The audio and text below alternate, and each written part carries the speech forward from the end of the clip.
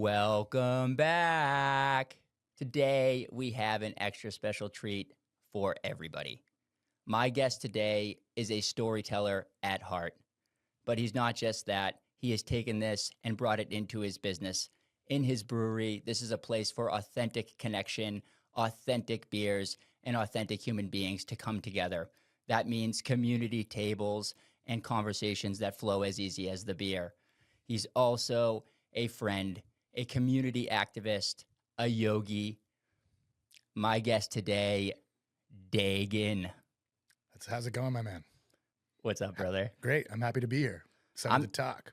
I'm happy to be here. And normally I say people's last name, but yours is a challenging one. Yeah, it's a little bit of a tongue twister. Migirditch. But fortunately, with the first name like Dagan, that's not really an issue. Most people just can kind of gloss over it and give me the Madonna, Beyonce treatment. Yeah, yeah, exactly. One name. So it's funny. Like people here know me. You know me as Steven because that's how I introduced myself when we first met, when we were doing yoga together. I grew up. I had like really close friends who didn't even know that that was my first name. They would be like, "Oh, who's Steve? Who's Steven?" Because they called me Ivo. Yeah. And so it's funny now that I thought when I was a professional and I was a young man, young pharmacist, I couldn't be Ivo anymore. I had to be Steven. And it's funny, I've actually started to introduce myself as Ivo again. Going back to your roots. Going back to my roots, yeah, dude. Getting in touch with the playfulness of youth. Yeah, I need that. Yeah, need that a little bit, dude, to carry you through. Yeah, absolutely. And just to be your authentic self. I mean, I think that's the goal. It's not always as easily to do as it is to state, but yeah, I think being authentic self, that's one of the reasons I dabble in some liquid intoxicants is I feel like sometimes that can help lower the veil and allow people to show who they really are. You want to know what? That's a great, and guys, Dagan owns Liar's Bench, a wonderful brewery. I didn't say the name of it beforehand, but he owns Liar's Bench in Portsmouth. A great establishment. That I agree so much that it can be this beautiful thing. Alcohol. It can be a beautiful thing where it lowers the veil and it allows people to have more authentic connection. The issue with it is people. They go to a place where the stewards of that place, they don't care about connection. They care about profit, and they care about getting as much profit out of this alcohol as possible. Yeah. And so that just leads to pure inebriation. And then the people are looking in connection for the wrong place because obviously the person who isn't cultivating, is strictly cultivating profit, they're not caring about the connection that comes with it. Whereas in your business, that's not the model. That's not what we're going for. I mean, we're trying to reconnect to the oldest of businesses, not the oldest profession. I think we all know which one that is, but the oldest business on planet Earth is a bar. And a big reason for that is because it becomes that public gathering place. One of the lines that we kind of always joke around about at the brewery is like all the animals meet at the watering hole. It's a place for people to congregate and to commune with one another. And yeah, like alcohol is, it's a poison. I'm not going to lie to anybody, but it's one that when you are using it in the right quantities at the right levels for, applied to each individual in the way that they want to interact with it, it really, to me, it kind of, it acts as the social lubricant. And you were gracious enough in your intro to mention our communal tables and our communal space. And like, that is really the essence of what we try to do on a daily, monthly, yearly basis is just be that third place, be that community spot where, maybe you're going there and you're not even drinking anything that we produce. You're having a seltzer and a hot dog, but you're there to mingle with your friends, mingle with your neighbors, mingle with some strangers. And that kind of model, like that's not going anywhere. And that's been around since basically human beings started building tables. Yeah, so I actually don't drink alcohol that much. I will. So this gift is going to be re-gifted.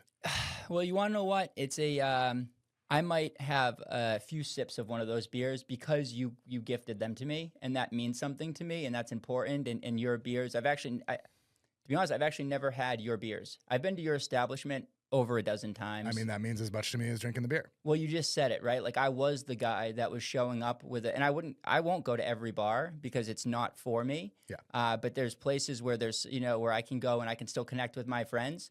And I don't drink because I can't drink. I don't drink because I don't like to. I don't that connection and that authenticity, this is what I do for a living. Yeah. And this is what it's easy for me. So the connection bit, I don't need anything to lower me. Yeah. Yeah. You don't strike me as someone who is struggling to express your truest form of self. Yeah, dude, exactly. It's like, we'll get out of a yoga class and it's just like, oh man, I'm feeling pretty light here. Who wants to learn and talk a little bit and connect? And I'll just connect with everybody. It's like how we became friends. Absolutely. Before I even actually knew that you owned Liar's Bench, we became buddies, and I was just like, oh, then I made the connection one time when I was in there. Somebody mentioned your name, and I was like, oh, that's the guy I do yoga with him sometimes, So it was a cool journey that I was on there, and I felt that because all my buddies would go and they all loved the beers and they would all talk about the beers, and then I would just go and hang out with them, and beautiful, beautiful experience. And I think that cultivating that for people it's super important, and especially when you have a lot of these bigger businesses, or even some that aren't, that are on the same level as you, that just don't have the same mindset. Yeah, I mean, I think as you start to separate the owner and the board from the actual day-to-day, that gap becomes more and more of a chasm. And authenticity is such a buzzword, and it's one of those like ineffable things that you know it inherently when you walk into a place.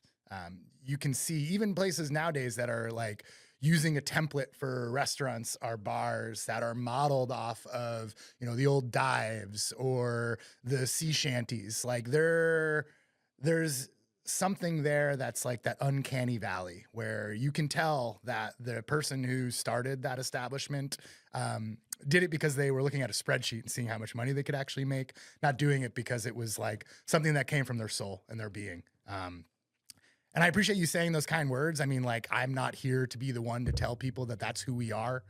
The guests are the ones who tell us who we are. We just try to create a space that feels true to us, true to our goals, true to our mission. And part of our mission is, like beer is the lifeblood of what we do. It's the reason that we got into the business. But the beer coupled with the, our long captain's tables and our bar at the corner, like, where people are looking each other in the eyes and putting down their cell phones and having a conversation. The name of our brewery, Liar's Bench, is an old Americana term for a town meeting place.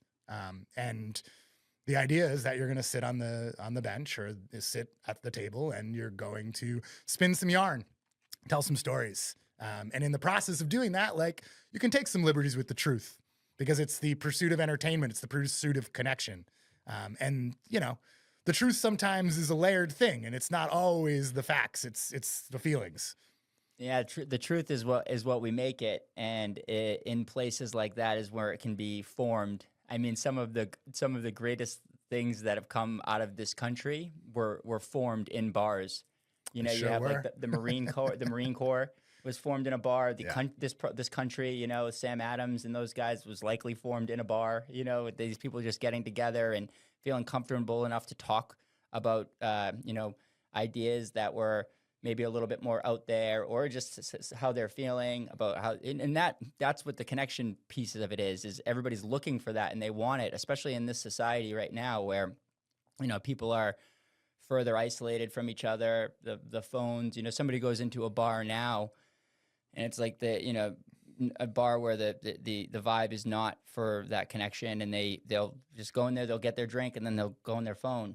It's like that's not, maybe that's why you're here. You're just trying to get a quick drink and on your way home or something, and having a beer and some food. That's fine. Yeah, I'm not judging those people, but like ideally, if you're going there for a connection, you want to find other people to connect with that are hopefully in a good headspace. Yep.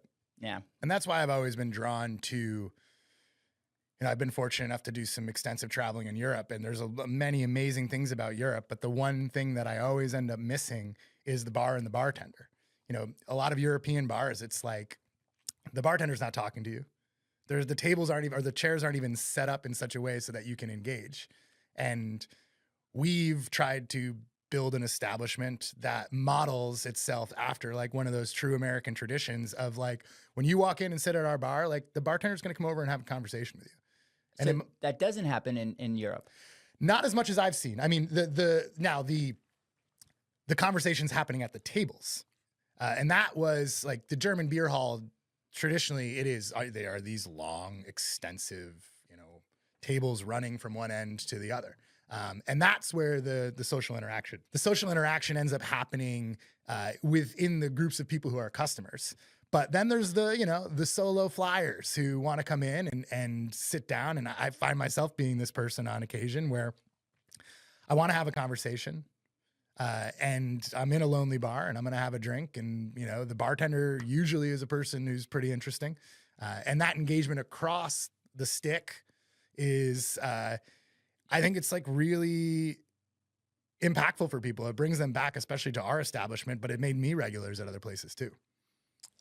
Yeah. And I think that's a very positive experience, as long as the person's not just coming in and getting inebriated and because sometimes that is what happens, right? They get inebriated and then they keep retelling the same story, and it's like, oh man, that's not not what we're looking for. There are some bar flies who need to be swatted away, and I joke that like what we make is poison, but it's also a magic elixir too. Like it can loosen people up, it can make them feel like warm and fuzzy and loving.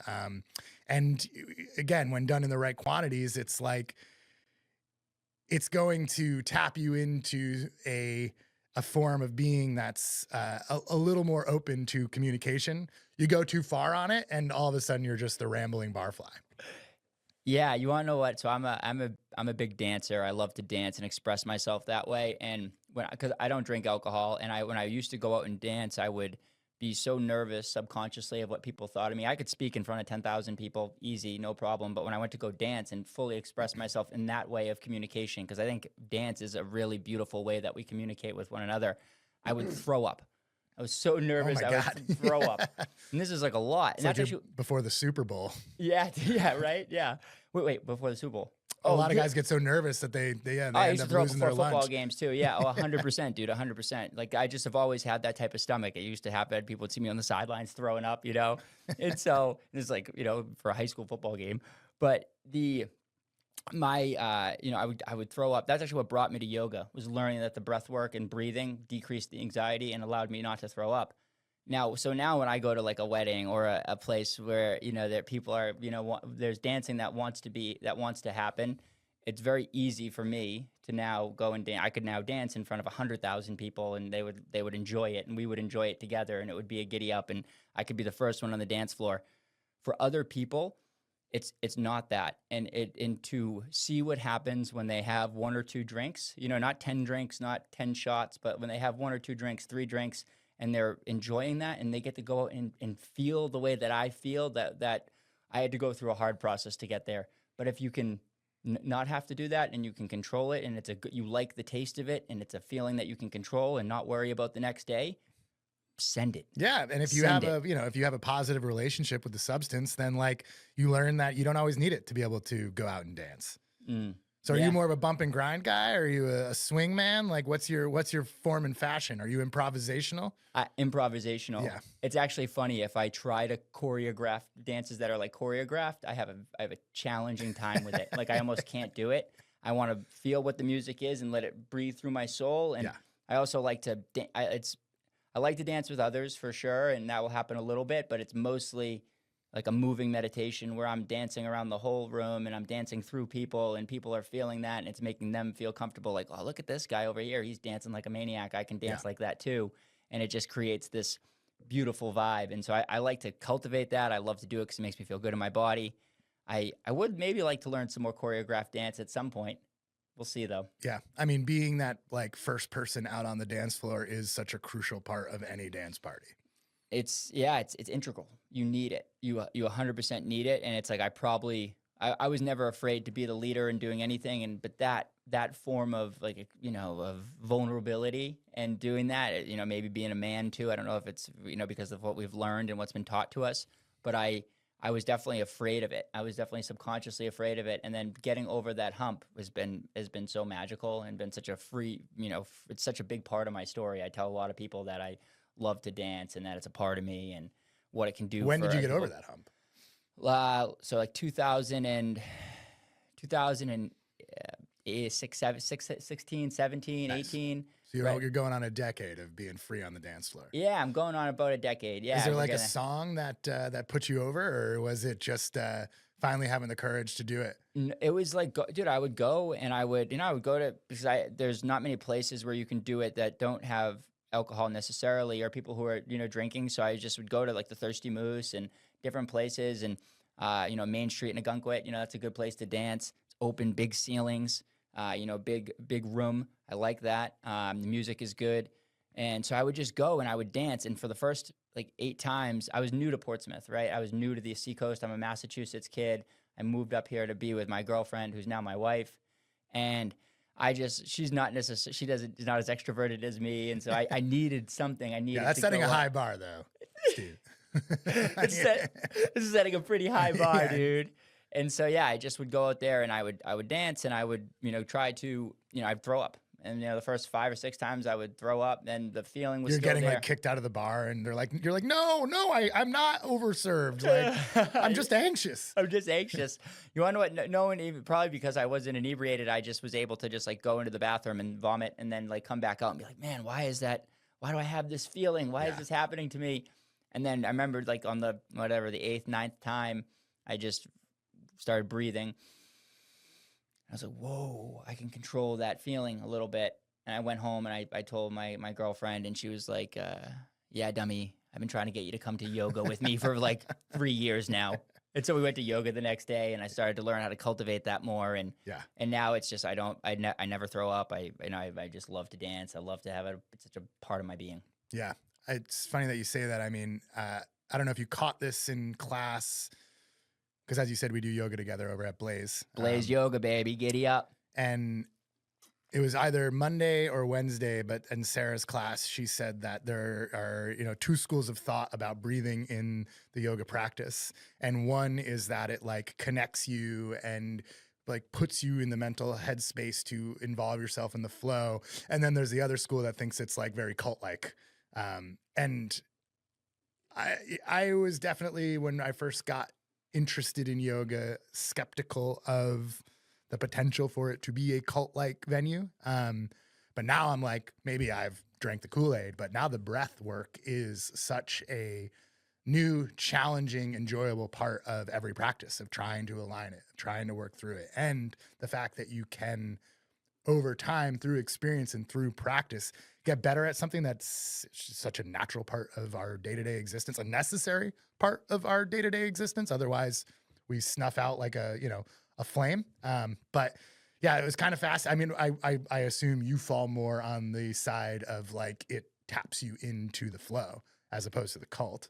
Yeah, it taps me. It taps me into the flow because it's you certain movements. If you're for me, if I was moving, and even within yoga, if I was moving and I wasn't doing the breath work like in the cult fashion where I was kind of like, okay, I'm doing a forward fold, that means I should be exhaling, and I should be.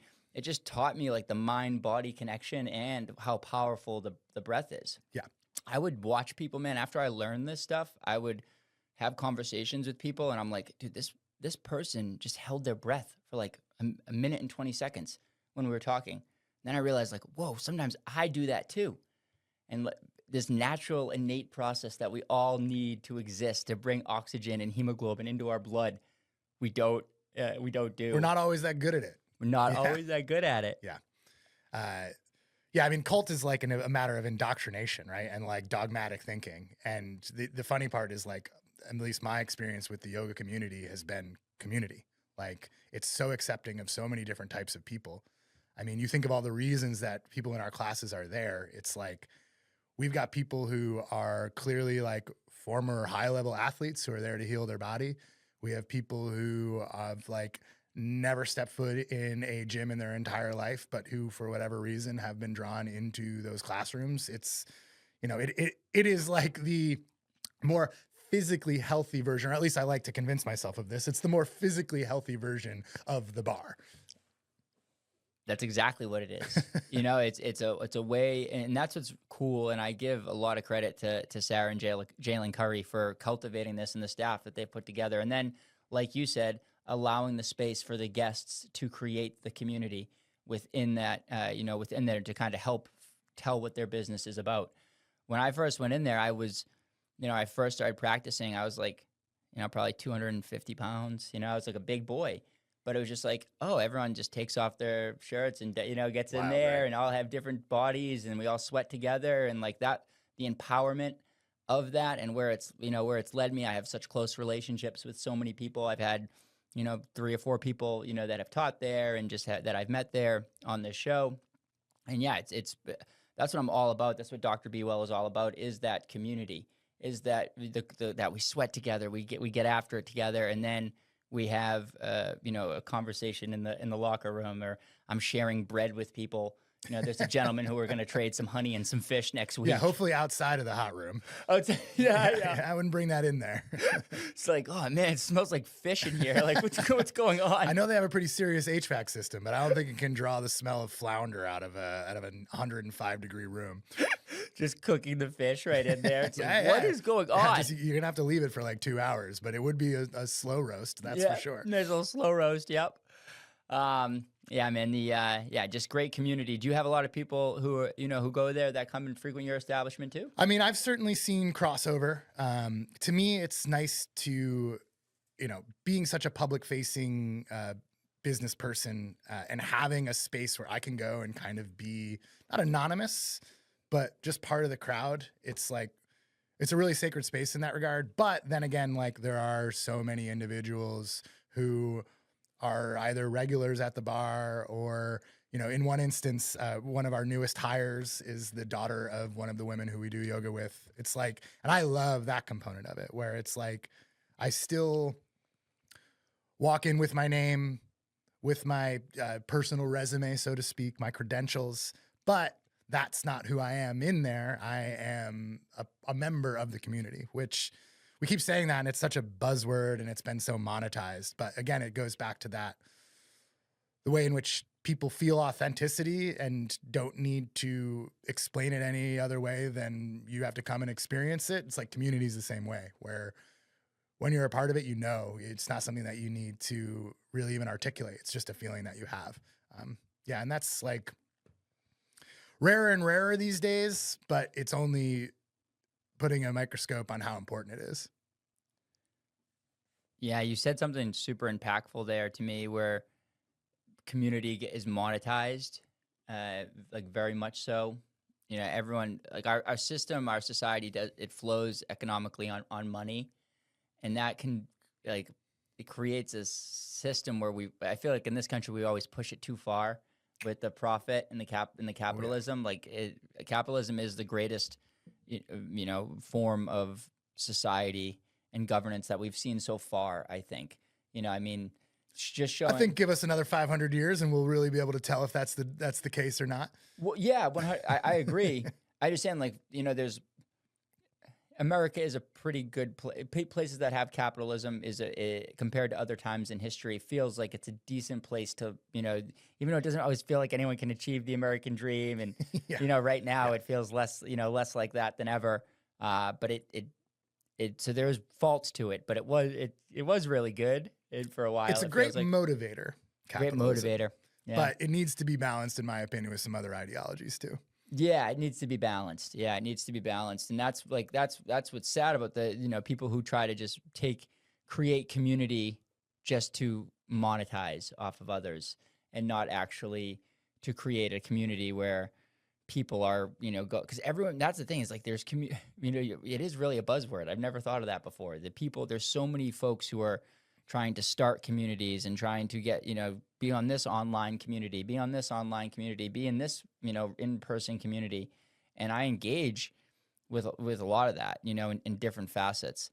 But there's a lot of it I can know that people are trying to and they're not necessarily trying to manipulate. It's not like they're trying to do this. It's just the system rewards that, and they have their own will to power. Yeah. And that's the path that they're taking, and they're not conscious about it. Maybe because of, like, their upbringing, when they were born, and where the stars were, aligned at that time. Yeah. There's so many things that can go into it. Any experiences that they've had. But yeah, it's a buzzword. You're right. And you're the BeeWell guy, so you should know what a buzz sound is. I definitely know what a buzz sound is, man. Talk about some healing. if you ever want to, come up and visit the beehives, that I would would be love cool. that. Yeah. Yeah. See, I don't beekeep like I did during the pandemic when I got this whole mission started. And I have somebody who helps take care of my hives with me, but I have the relationship where, he's still teaching me and Do you have the suit? oh, I have the full suit. Hell Yeah, yeah. I got a suit for you. I got all the, That's I nice. got all the stuff. We went The deep little into it. smoker The thing? smoker. Yeah. Oh yeah. So that confuses them or like calms them down? Yeah, so what it does is you smoke them because biologically they believe that it's causing a forest fire or there's some type of harm coming to the hive, and so what they do is they go and eat a ton of honey to say, I got to conserve all the honey. I got to get this honey and take it out of here and bring it with me because we're going to need to go on a long journey.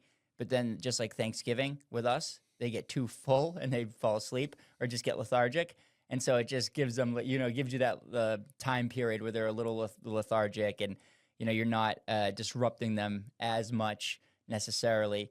There's some beekeepers who won't use smoke, but I think that it's fine and it helps the relationship with the bees and, kind of keeps them more calm, so it's not, especially a species who's constantly working and constantly going. Yeah, they need to take a little nap every now and again.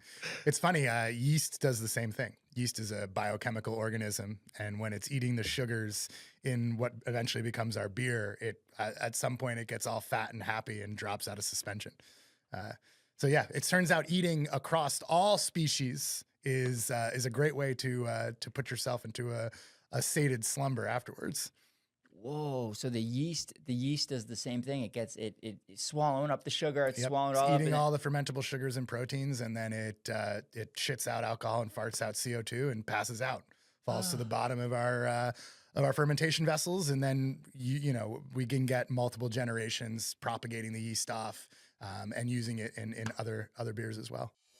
We all know how important strength training is for long-term health, but it can be hard to know where to start. I was in the same spot a year ago. You want to make sure you're doing exercises right, avoiding injury, and getting results, but it's easy to feel lost without a plan. That's when I found On Target Fitness. At On Target, you get a custom strength program, personalized attention in a small group setting, and the nutrition coaching you need for real lasting change. In the year I've been working out there, I've gotten stronger, more mobile, and more confident. My form has improved, and even something as simple as walking feels better. The group energy keeps me motivated, and every workout is fun. On Target just opened a new location in Kingston. Now you've got even more options to experience their amazing approach. If you're ready for lasting change, head to www.ontargetfit.com and schedule your session today. So cool. Were you the brains behind like the brewing? Or? No, so my business partner is the brewer, and he was trained professionally out west in the Bay Area for a number of years before we decided to combine forces. I was working in restaurants my entire life, really, since I was about 15. Yeah. What do you think about the Franklin closing? It's sad. I was the opening general manager of the Franklin Oyster House. So that place has a special spot in my heart. A lot of blood, sweat, and tears from a lot of people went into it. What saddens me though is its closure was not a result of its lack of profitability. Its closure was a result of a landlord jacking up the rent. So a community space was eliminated, one that a lot of people had a lot of affection for because of capitalism, because somebody thought they could get just a little bit more money.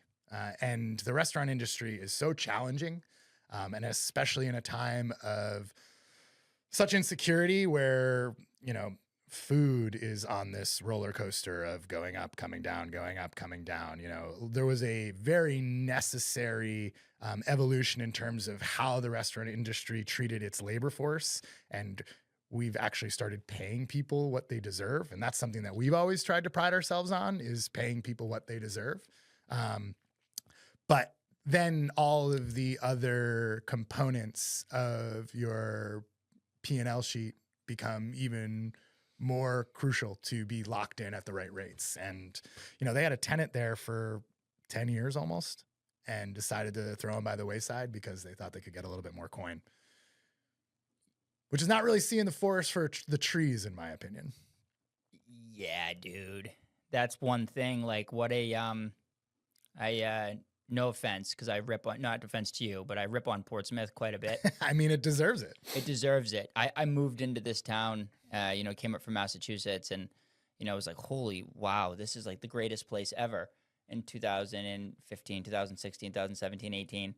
And then like the pandemic happened, and the change that I've seen since then, the downtown, and I've talked about this with other people on the show, the downtown completely looks different. You're bringing in, you're taking out restaurants that have been there forever. You're taking out you're changing the architecture. If you look at the Hearth, that completely changed the architecture of downtown. That's what I like to do. After I go out and dance, I like to go out and look at architecture in certain cities. In Portsmouth, I love because it's a beautiful architecture, stunning. And to see that, it's like, oh man, like I don't know if that's going to serve people. Could have been really cool. I used to think that they should have done the Boston Public Market. Have you ever been down there in Boston? Yeah. What a beautiful establishment that is, bringing a bunch of total local people in from the surrounding area and giving them a home base where they can do basically like a farmer's market all the time. That would have been a giddy up. Instead, they control that business, and whoever owns it, I do know who owns it, but regardless, it's they've created a system where there's just we're doing everything, and there's no people who are benefiting off of it. And I feel like there's like less people downtown than there were, but somehow there has to be more because the businesses are still doing okay. Yeah, I mean, I know many, many amazing business owners and amazing people who are still fighting to keep Portsmouth, to use a phrase we've been using quite frequently on this podcast, authentic. And that heart is still beating and it still exists. Anytime that a place grows in popularity and, Portsmouth has been featured in so many national publications as such a quaint hotspot for not only gastronomy, but also for that type of familial atmosphere that you want in your home space. And like you said, the architecture is just like quintessential American, old America, or white people America. But yeah, I mean, I think there's a contingent of individuals who have not yet been pushed out of the city who still deeply and truly care about being the stewards of a town that's been around since the 1600s. And, I am incredibly prideful to be a part of a restaurant community in the West End that I feel like is honoring a lot of the things that drew me, you, and tens of thousands of other people to Portsmouth. In that we are, there's so many owners who they're the working owner. They're the person that you see when you walk in. They're trying to make it in this town just as much as anybody else is.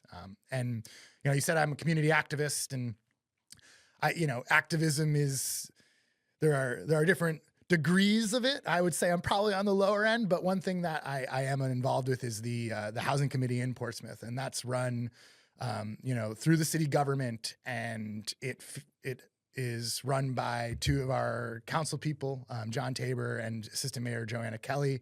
It was formed by our mayor, Dagan Migirditch, and it's a group of about 11 people who are all deeply concerned with what's happening to the demographics of the city, and who are trying to create a diverse community that features all levels of income and all different colors along the spectrum and all different races and creeds.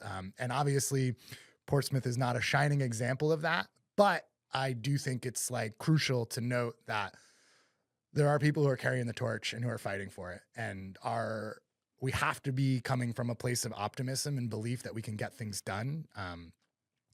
We've seen some really amazing movement in the housing market space recently with the lifting of some restrictive zoning rules, and amendments made to certain zones so that we can do housing that is by its very nature and the rules and regulations going to be geared towards the people who need it most.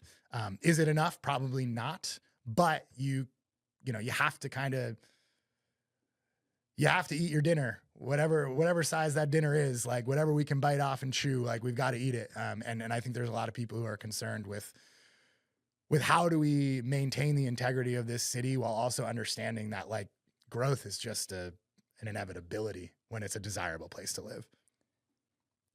Yeah, growth could be great, and that's what I want to see that. I feel like sometimes it's stifled by some of that old guard, or maybe some of the new guard that's moving into Portsmouth, and they more so the newer guard that's probably moving in, and then maybe some of the remnants of the old guard, but the that are now it's what do they say, NIMBY, not in my backyard. Yep. Yeah, that I think that Portsmouth is probably a top five NIMBY place in the state, maybe top three NIMBY place in the state. I think that's probably accurate. So I want to see the fight, and I want to fight, and I would have loved to have purchased a home in Portsmouth. I think I missed that boat for now, and maybe forever, which is really sad because I really do love the city, and I think that's amazing. And I don't want to say, because I think I'm capable of a lot, but it's just reality sometimes that people are priced out. And even like we're talking about me, I do okay. I do okay. My wife's a pharmacist. We do okay. That's who Portsmouth is keeping out, folks like me, instead of, and they aren't even allowing for the space for people who make less money than I do to even consider that at all. So yeah, I love that you're doing that. Is there a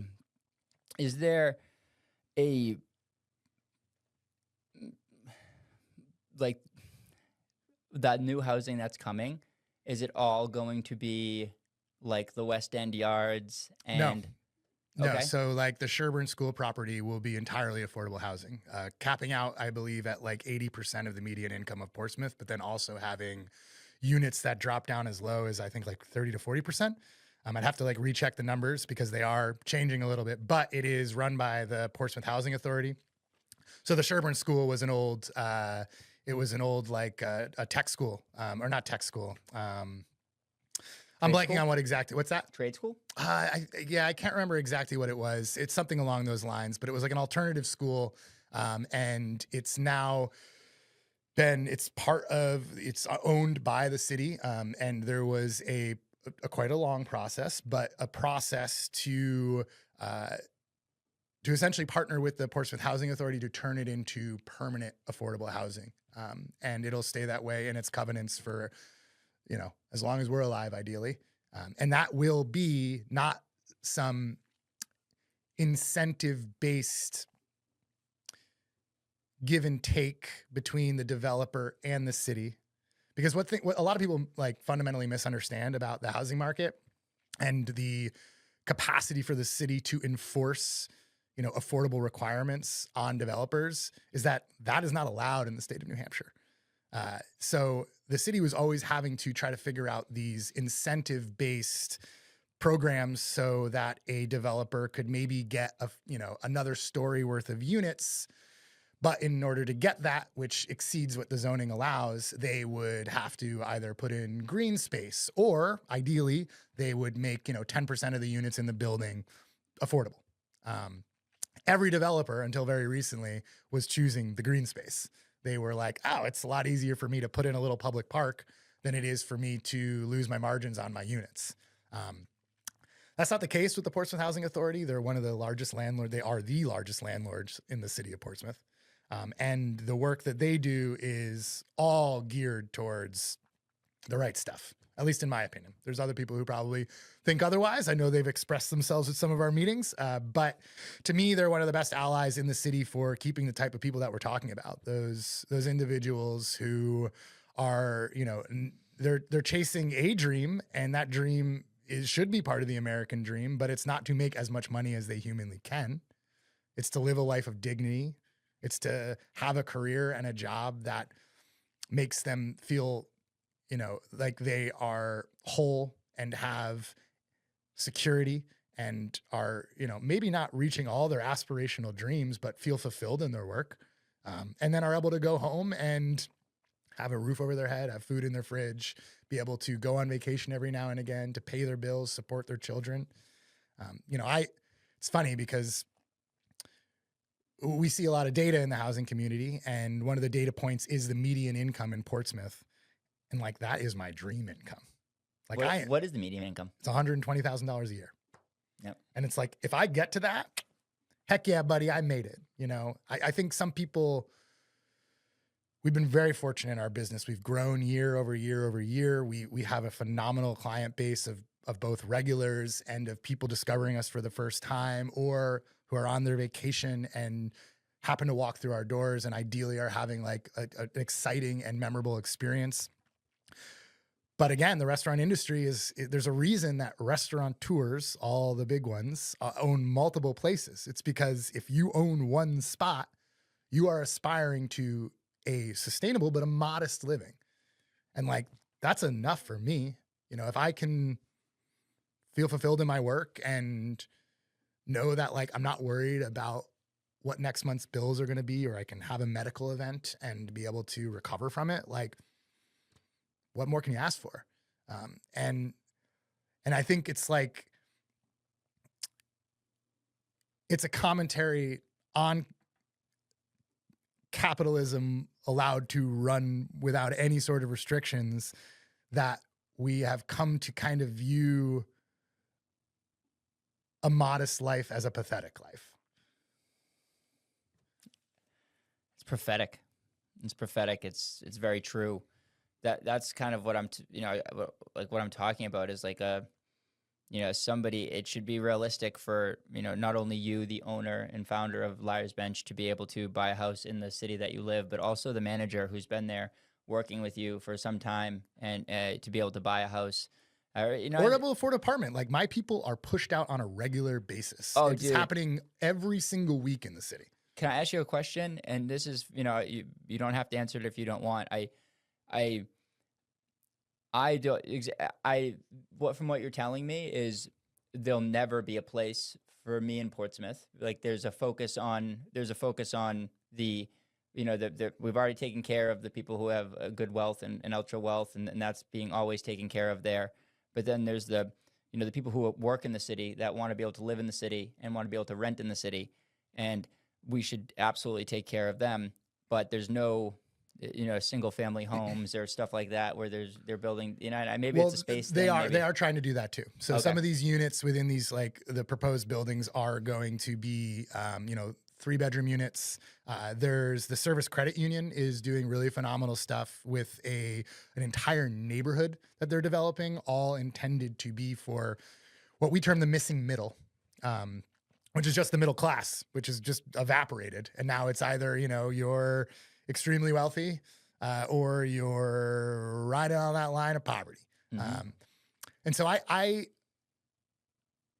hope that what you just said is inaccurate. And I think there's a lot of people who are pushing to make certain that every step of your, take-home income or family income, every step is represented in the demographics of a city like Portsmouth. Mm. And the idea is that it is following, very tried and true economic models, where by adding more supply, it helps out with the demand. And that if some of these people who are,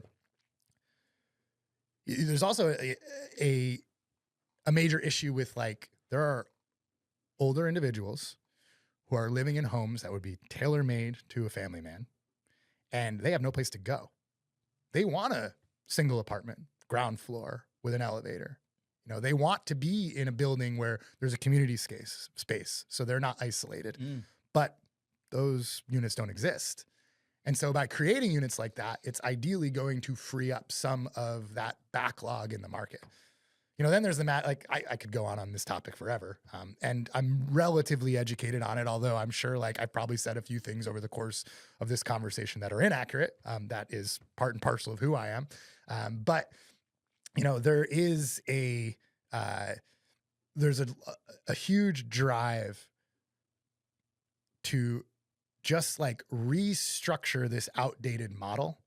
And if we can make some very obvious and simple changes, like zoning is a big one. Zoning is always one of the biggest obstacles towards creating a dynamic housing market. Let me introduce you to Elevate, a premium functional mushroom company focused on supporting your highest potential. They offer a range of powerful supplements crafted from the finest medicinal fungi designed to naturally enhance your well-being. Elevate carries everything from mushroom tinctures, capsules, and teas to their delicious mushroom-infused coffees. All of their products are made with USA-grown mushrooms and contain only wild medicinal mushrooms, no psychoactive compounds. I personally use their Focus Tincture every day and love their chai tea blend. It's my go-to for a calming yet energizing boost.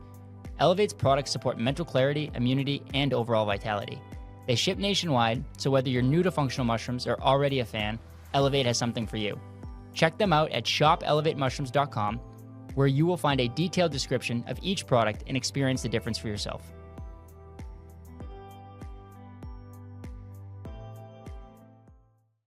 And it's happening. It's not happening quickly, but it's happening. You know, there was just recently some legislative changes in the state that are going to loosen the restrictions. So we'll see.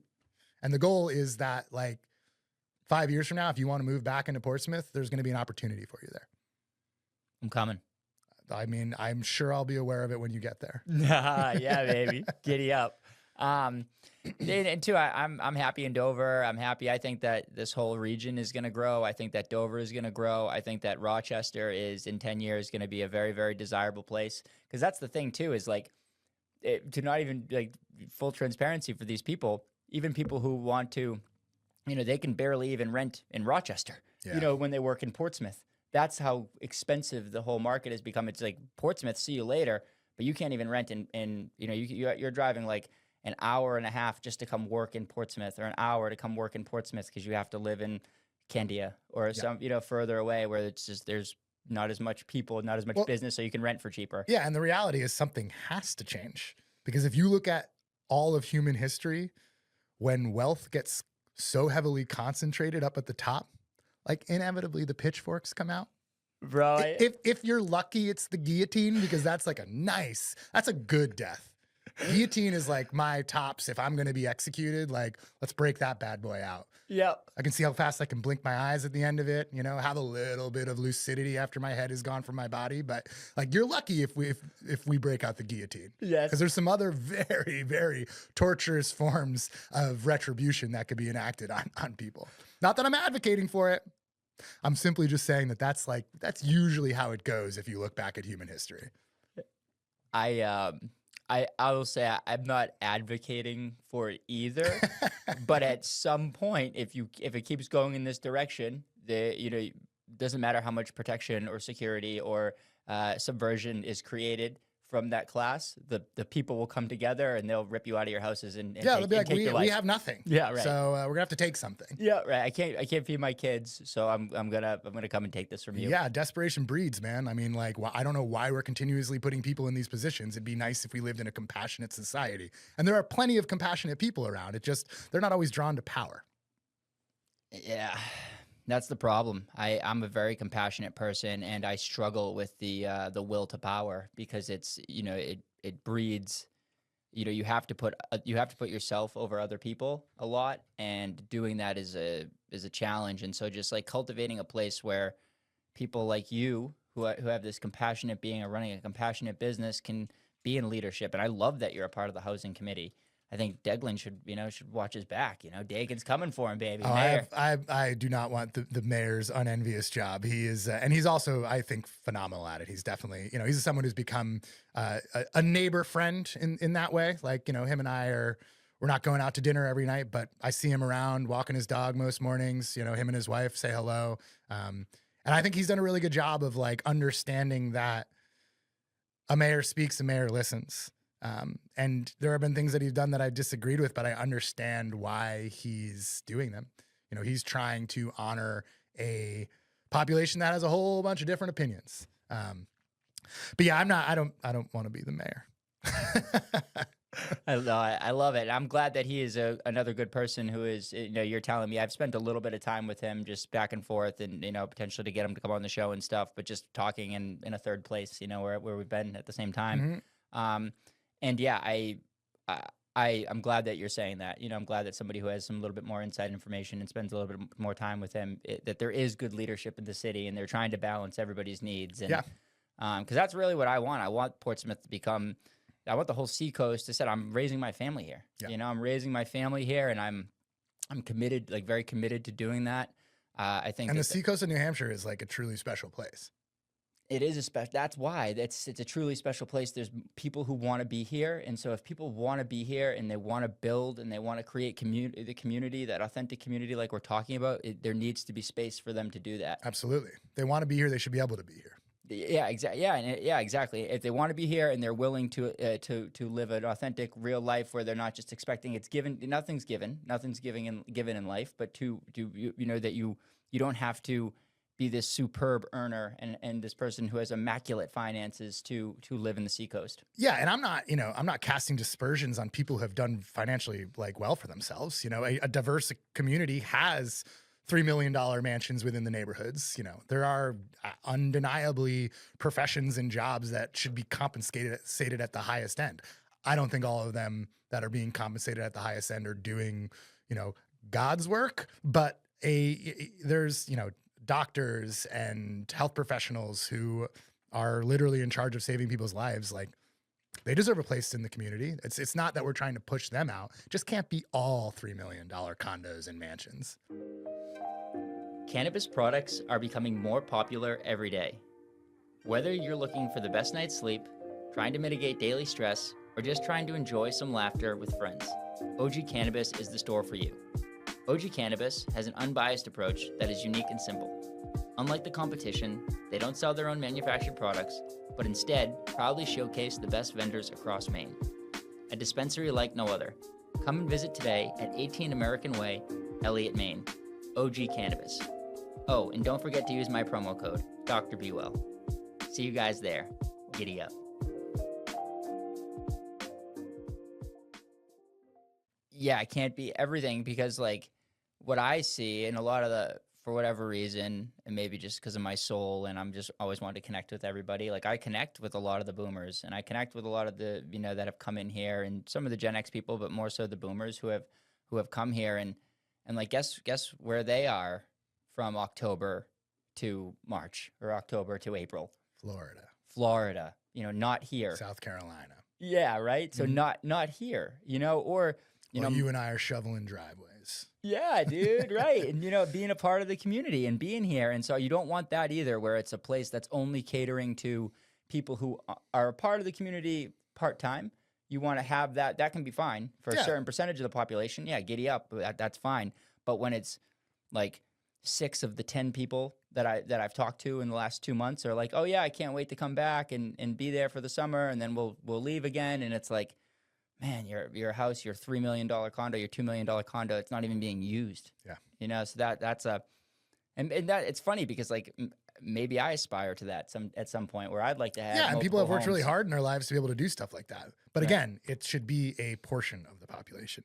It should not be the majority of the population. And to your point, people have worked really hard to get to that point, and those people who worked really hard, they can do that. If I worked equally as hard as that person, you know, I have to do something different because our society and the economy has changed so much. I need to do something different to get that same type of life.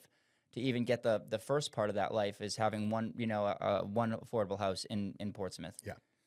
So yeah, so that you know, I try not to do the ageism thing, right? I don't want to. You never want to do the ageism, you know. But I feel like the boomers they don't always have everybody's best interest in mind. I mean, I think you could say that's like part of human nature too. But it just seems exaggerated because of the contrast between what like the successive generations now are trying to deal with. You know, we're living in a climate crisis. We're living in a period of instability. Strong men are taking over like leadership roles throughout the entire world. It's like kind of a scary place. And there is a bit of like jealousy as to there was a period, an American golden age for some people. You know, I think there was a large portion of the population who were also disenfranchised and struggling throughout the boomers' lives. But it's, you know, I look at my parents who I have, you know, such admiration for they were solidly middle class. Like, I'm very fortunate to have grown up in that type of household, and they worked really hard in jobs that were not that awesome. Like, I certainly am more fortunate to have a more meaningful profession than my mother who worked in advertising and my dad who, you know, was the administrative manager of a university library system. But when they got to the end of their careers, there was stability on the other side of it. And I think a lot of us are fearful, and some of us are angry, justifiably so, because it's an unstable world out there right now. And part of that feels like it's just the nature of the vicissitudes of every century, but also some of it feels like there are these not so intractable problems that if we just took a sensible approach to them, we could solve and everybody could be fine. Like if you have $5 billion as opposed to $6 billion, you're probably fine. I'm going to go out on a limb there and not feel like I'm going to break that limb and say you're probably fine. And that to me is where it's like, we're at a deficit of leadership, and I from all sides, and I'm curious to see who fills the void and what fills the void. Yeah, same. We are at a deficit of leadership, people who are selling the people out on both sides of everything, selling the regular person out. You know, you grow up in that, and you see how my mom didn't work. I'm one of five. I grew up, my mom didn't work. My dad was a union pipe fitter, okay? And he was able to put, we had loans, whatever, but he was able to give us some money from college. And my dad was, whatever, he was a cheap guy. I love him to death, but he had to be. And he had to be to earn this. And I was willing to be this way, but he gave us money for college and helped us out a lot. Food was mostly on the table, you giddy up, we had it. Yeah, I mean, with 5 kids, it's probably like hungry hippos at the table. Yeah, exactly. But we grew up in this, idyllic, looking at it now, it's like I grew up in Easton, which is probably in Massachusetts, that's top 20 towns in Easton. Yeah. And my dad was able to buy a beautiful house on a cul-de-sac where I got to grow up on 4 acres of land. And that's just not, and seeing the price increase in his life, he just sold our family home and moved away. And I moved up, to the North Shore, and it's like, wow, that doesn't exist in the same manner that it did, and that's what the American dream is. So something that we were sold, and I think that's why there's anger, and it's why I say what I say about the boomers is, and it's not them, it's the society that a lot of them are like as suffering from it the same ways that we are. Yeah, agree, and so it's the I'm glad that there's progress being made, and you're seeing progress being made, and from Dover, I said Tony Otrozzi from Atlantic Gymnastics. He's a Dover councilman, and he's very positive about what's happening there too. I don't know. It's funny because I don't know much about the surrounding towns like Stratham and Greenland and Newington. Yeah, some of them are not interested in participating in these types of conversations, right. And I think to be fair, there are a population of people who move to those towns because they like the more rural environment. They like the smaller communities. I do wish on something like public transportation, maybe there was a little bit more in the way of a reciprocal resolve to get something done. But it's a really curious state of affairs. But I think you've got to be optimistic, whether it's a self-defense mechanism or whether it's really what you feel like you have to believe if you're going to be a participant in this type of attempt to make an impact. Optimism is the most important thing to get you through. Yeah. Do you think it would be helpful for, because you're having these sessions with you and the 11 people, and you guys are coming together and meeting, and then you're, probably taking public, feedback at some points. And do you think it would be helpful to create some type of event where this is happening at Liar's Bench, where you're truly bringing people in from the community and who want to be a part of the community to have these conversations? I mean, absolutely. And we've actually done stuff like that in the past. In previous election cycles, we've held roundtables with all the city councilors where the customer base and community is allowed to engage with them, ask them questions. And it's kind of like softball stuff. It's like, who do you admire in the community? But it's a good way for people to have direct one-to-one conversations. I think the beauty of owning an establishment that makes and sells alcohol is that most parties that you go to, there's going to be some beer there. So anytime we decide we want to do an event or have a party, like we've already got the basics kind of covered. We've got the beer. And so to imprint whatever, some stuff's going to be a bore and we're not going to be interested in it. And there's probably some people who would find the housing discussion to be boring. But there are certainly a lot of people who are, feeling the effects of a incredibly tight market that is squeezing them out and who would love, it might get frankly pretty heated, but yeah, I think there's a balance between creating awareness, and this is certainly a topic that has been getting attention, and then understanding where the leveling effect between awareness and action happens. And something that has been very confounding to me in recent years is what truly makes an impact these days. Because sometimes a quantity play, just getting a bunch of people together,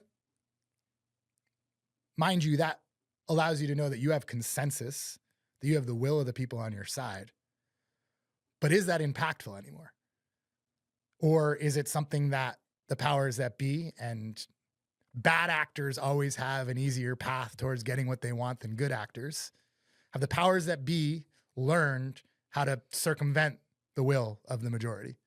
And now we need to figure out new avenues, new inroads to be able to get what we justly deserve. Getting those business owners that you were talking about earlier and people who are leading the community and want to keep, Portsmouth authentic, getting them together and learning how to organize and to lobby appropriately and how to get that majority back without having necessarily the same type of resources or the quick fixes that the bad actors have. Yeah. And, it reminds me of a really interesting program that happened in the Upper Valley where a number of businesses did get together and pooled a large fund of money and treated it like a loan program where they were going to developers and offering them like low interest loans to build affordable housing for their employees. So it's kind of like they learned how to, I'm someone who's like a hobbyist. I like to write short fiction. Mm-hmm. And there's a line in any sort of storytelling, you see all those little pieces of advice, like, the famous Stephen King one of like, kill your darlings, or like, write what you know. There's one in there where it's, you have to know the rules to break the rules. And this program in the Upper Valley, that was one of those situations where I was like, these people understood the environment that they were operating in, that if you want to compel a developer to build something that's going to limit their profitability, it's not even a conversation. There's probably 1 in 1,000 developers who have the type of heart where they're like, sure, I'll do it for the people. And I'm not saying that the people who are looking at profitability are bad actors. They have an entire employee base that they need to worry about. They have the sustainability of their business that they need to be mindful of. But they understood that, like, if we can offer these lower interest loans, then they're going to maybe be able to make out a little bit better and provide a community need. And that's the type of thinking that, like, I'm most fascinated by, where it's how do you work within the system while also not continuing to to disenfranchise people and to, like, propel along a system that's been so harmful to so many people that we're realizing doesn't work for the common man. You take it back by doing the same thing that they're doing. You use the system to your advantage. That's what the system was created, maybe. And because people always say the system is broken, and I'm like, oh man, I think part of it was created this way to be broken at some point, and so that people could have control and could go that way. But if people realize and they get together and they realize that they have power, and if you can pool your finances, that's how you can make change. You can use the system to your advantage as well. Yeah. And people need to just realize that we can do that. And it always starts with, and I think you made a great point, it doesn't start with getting 150 people together and doing a big town hall and everyone sharing their opinion. It starts with a few folks who say, hey, we need change and we need to make change. and it gets, the ideas get thrown around in that 10 to 15 person group. And I'm just using arbitrary numbers, but a smaller group. And then you bring that, and then you bring that, you learn how to organize, and you bring that The giddy idea. up. You bring the giddy up. Exactly. Yeah. You bring the giddy up to the people. And it seems like you're doing that. Is what, are you able to say what, like, what businesses that you feel like are well aligned with that mission? Oh, I mean, so many, it would be too many to list. Like, I think there's a large majority of the people who are running operations in downtown Portsmouth and around the area who are very much monitoring this situation and concerned about it. I like the restaurant community at large, which is such a major component of the Portsmouth economy. Like, everybody you talk to, from some of the ones who I think we might be more judgmental of and wonder what their motives are, they're concerned about it, down to the smallest of the mom and pops who are like, how can I continue to make a buck in the town that I'm, creating culture in? But yeah, it's funny. You said something a while back that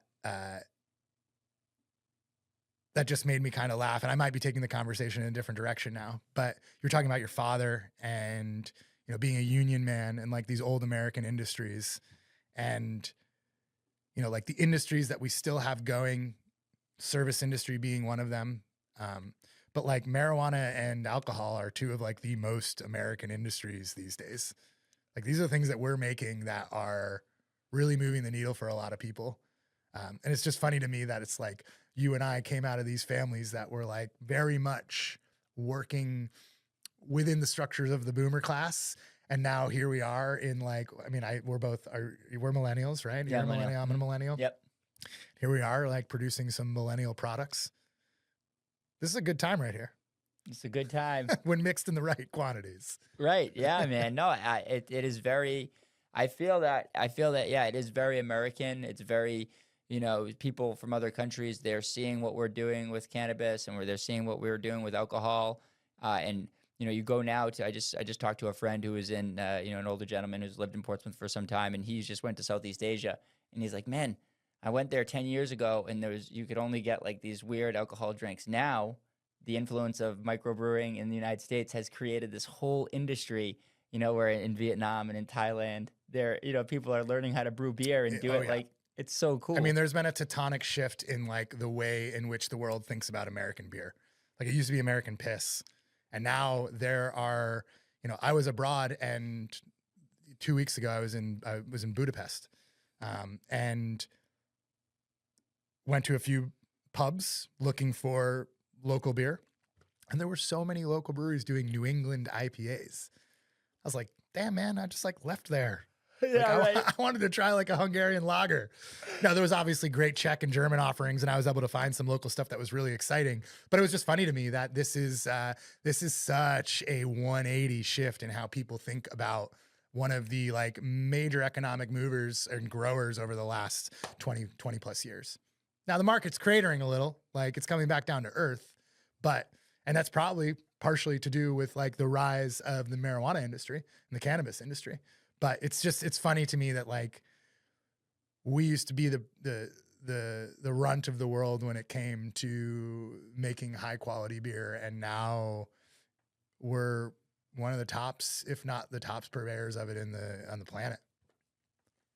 Yeah, and to the same point, I like with cannabis, people who were, like legacy growers and legacy people who are doing stuff with solvents and extracting, how quickly they learned how to create these amazing products, and because for the longest time we wanted to distill cannabis, we wanted to get it to just the THC. And then quickly we found out that that's actually not that good. Distillate is fine, but it's just the THC. We actually want more of that stuff that's in the flower. So we figured out all these other ways to extract, and now we're cold pressing hash. And it's just this amazing culture that you're saying that's being created, that people are, doing it some for profit, because it does drive everything in this country, but doing it because this is creating this whole new industry. And it was so interesting to see with what happens with cannabis, because it's not federally legal, and I doubt they'll do that because of the what it will do to the stakeholders in the and the shareholders in the game right now. It would just Really? So you think that they want to keep it like off the federal docket? They don't want it federally legal.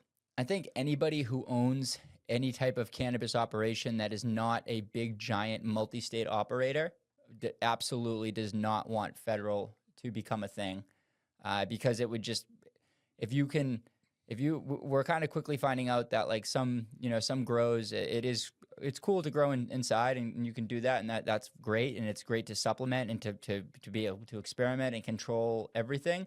But that's another thing that we kind of quickly realized that like, oh, we should just be using the sun. We should be using sun-grown flower, and there's so much benefit to that.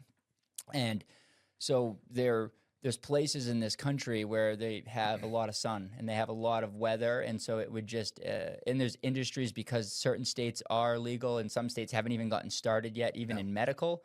So it would just create the industry would quickly become, I feel like alcohol, where it just you have a couple of exactly getting all everyone's consumed by one giant overlord.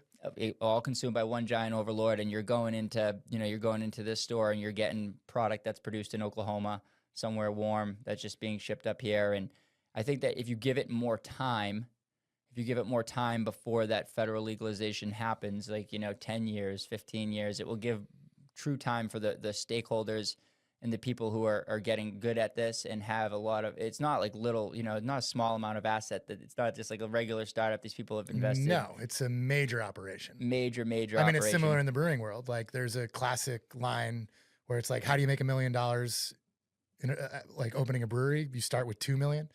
Where it's like, it just costs so much in terms of the infrastructure you need to produce the product. Mm-hmm. Those startup costs are not, it's not a turnkey restaurant where you walk in and fire up the grill and throw on some new wallpaper and you're good to go. Right. Yeah. And so like all these people have invested so much asset into building these operations. And so I think that they'll fight back and, fight back to the extent where they don't allow it to happen, because it would just, everybody would lose their shirt besides a few folks. And that would be like devastating. Yep. And it'll be interesting to see what happens with cannabis and with alcohol and how they, because people always compare them and, because they're an intoxicant and, but you made a good point about how, before the show about how, cannabis does isolate you a little bit. It does make you hyper focused and become creative. And that can be a really cool thing. Yeah. Or paranoid and like staring out your windows. I mean, I'm a can fan. Like I certainly dabble. But yeah, I mean, it's like, I do think it's interesting to track the evolution of both of these industries and where they find their intersection, because obviously there's some dangerous components of you mix these two things too much and people will be showing you that they've been mixed too much. But there's a balance between like this sober living movement, or at least and in a very, very good way. I mean, I truly believe this is a positive evolution of like the moderation generation of learning how to ingest these intoxicants in a way that's like responsible, that allows you to feel the effects of it without going overboard. And like, I am certainly not a model of that on Friday night, but like I'm working on it. But it's just they both have a space in like the alternative lifestyle that's not so alternative anymore. And for us, like the one thing that I worry about with the younger generation is, are they using cannabis in a way that seems like it is beneficial to their overall health, but not keeping in mind their mental health that is bolstered by social interactions.